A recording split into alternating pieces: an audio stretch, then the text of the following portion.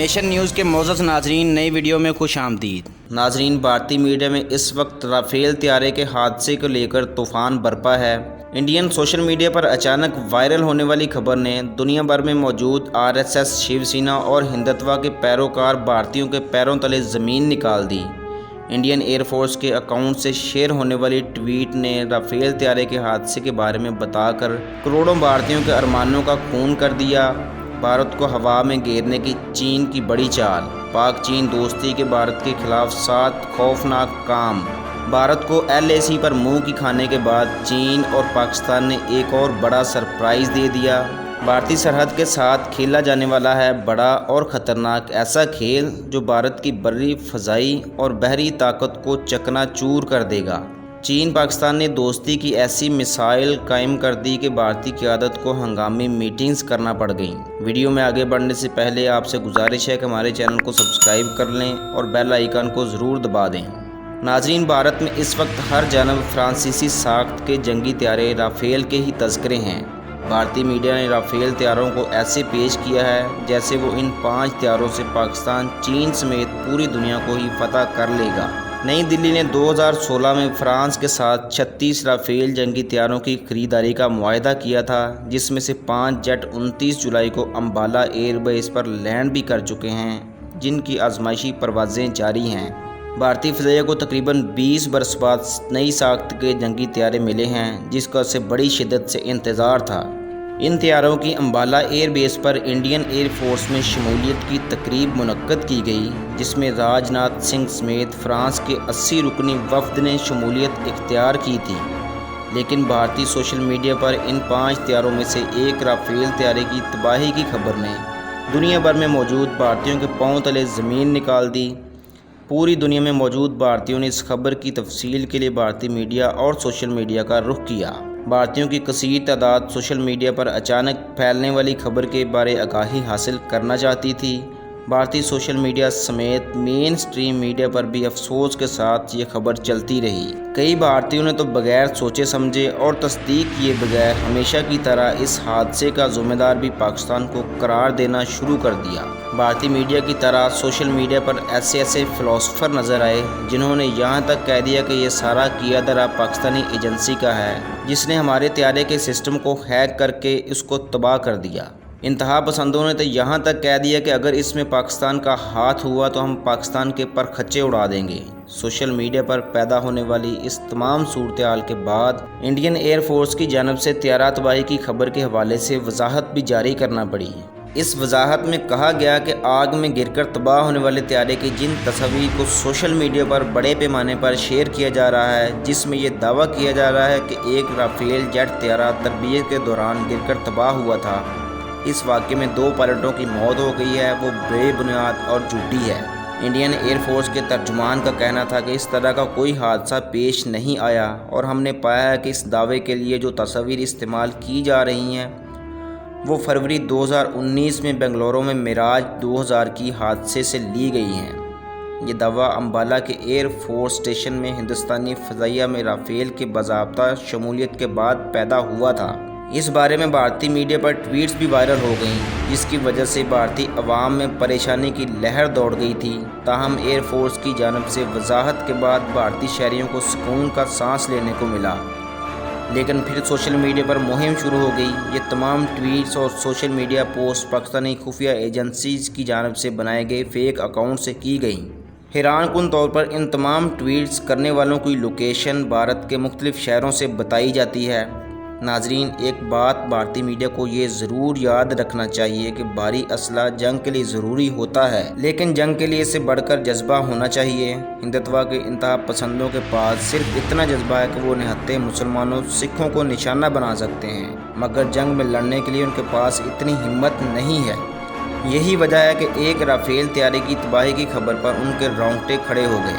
ناظرین، دوسری جانب بھارت اور چین کے درمیان روس میں اہم ترین اجلاس کے بعد لداخ بارڈر پر کشیدگی کم کرنے پر اتفاق تو ہوا ہے، لیکن چین، جس نے بھارت کا اہم ترین علاقہ قبضے میں لیا ہے، وہاں سے پیچھے ہٹنے سے انکار کر دیا ہے۔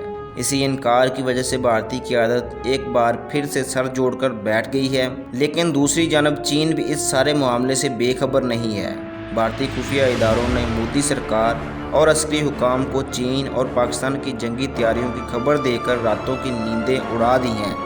भारतीय आर्मी चीफ के बयान के बाद Pakistani army chief general Qamar Javed Bajwa ने अफवाज पाकिस्तान को जंगी तैयारियां तेज़ करने की हिदायत जारी की थीं, जिसके बाद से पाकिस्तान के सरहदी इलाकों यानी बॉर्डर्स पर फ़ौज इस वक्त हाई अलर्ट है। ऐसे में भारतीय मीडिया की जानिब से दावा किया गया है कि चीन पाकिस्तान के 7 मुकामात पर फाइटर एयर बेस बना चुका है। इन तमाम एयर बेसेस को इंडिया पर हमले के लिए इस्तेमाल किया जाएगा। भारतीय मीडिया के इस बयान के बारे में पाकिस्तानी अस्करी हुक्काम की तरफ से वजाहत आना बाकी है। ताहम भारतीय मीडिया के मुताबिक पाकिस्तान राफेल तैयारों के बाद बौखलाहट का शिकार है। पाकिस्तान की टेंशन कम करने के लिए चीन मदद के लिए आ गया है। इसीलिए चीन 7 मुकामात से भारत पर किसी भी वक्त हमला करने के लिए अपने जदीद तरीन जंगी तैयारे खड़े कर देगा। LAC तनाज़े के दौरान ही ये एयर बेसेस कायम की गई हैं। चीन पाकिस्तान के रास्ते इंडिया की घेराबंदी कर रहा है। मकबूजा कश्मीर से लेकर गुजरात और राजस्थान की सरहद पर फाइटर एयर बेसेस कायम कर चुका है, क्योंकि चीन अस्करी हुकाम को मालूम है कि भारत से जंग की सूरत में इनका इस्तेमाल करेगा। ये तमाम एयर बेसेस भारतीय सरहद से 30 से 40 किलोमीटर के फासले पर हैं।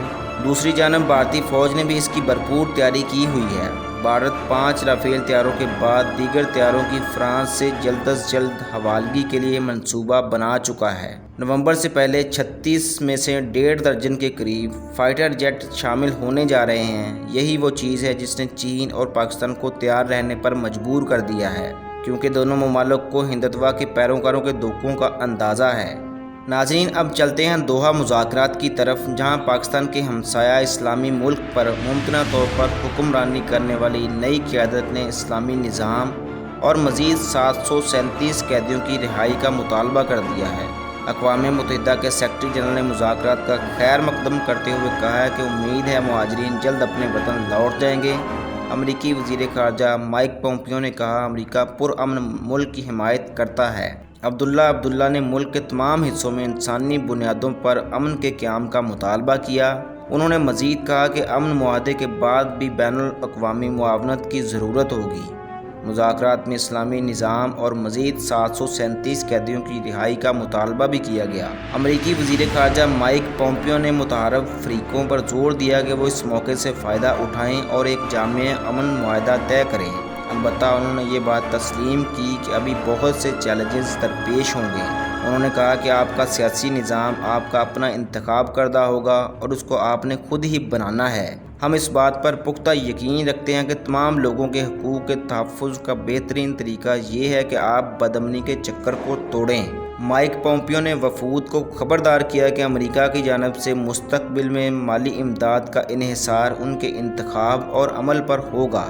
अमेरिका के ख़ुसूसी एलची ज़ल्मे खलीलज़ाद ने सहाफ़ियों से गुफ्तगू में मुज़ाकरात में तरजीहात की वजाहत की कि पहले बदअमनी की रोकथाम एक बड़ी शर्त थी, लेकिन अक़लियतों और ख़वातीन के हकूक़ के तहफ़्फ़ुज़ को मुस्तक़बिल में कांग्रेस की मंजूर करदा किसी भी फंडिंग में अहमियत हासिल होगी और अब खाली चेक नहीं दिया जाएगा। रवां साल फरवरी में डील तय पाई और इसी डील का एक हिस्सा बराह रास्त मुज़ाकरात का इनेकाद था। इन मुज़ाकरात के आगाज़ से कबल कई ममालिक और क़ुव्वतों ने फ़रीक़ैन पर लड़ाई रोकने और ख़वातीन के हकूक़ के तहफ़्फ़ुज़ को यकीनी बनाने के लिए ज़ोर दिया। सदर ट्रंप ने ये इंदिया भी दिया कि वो काबुल हुकूमत के लिए माली इमदाद को किसी डील तक पहुँचने के लिए इस्तेमाल कर सकते हैं।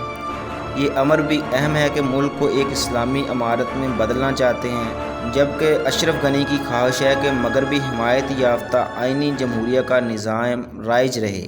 उम्मीद है नाज़रीन आपको वीडियो पसंद आई होगी। मज़ीद अपडेट्स के लिए नेशन न्यूज़ को सब्सक्राइब करें। अपनी राय का इजहार करने के लिए कमेंट सेक्शन का इस्तेमाल ज़रूर करें।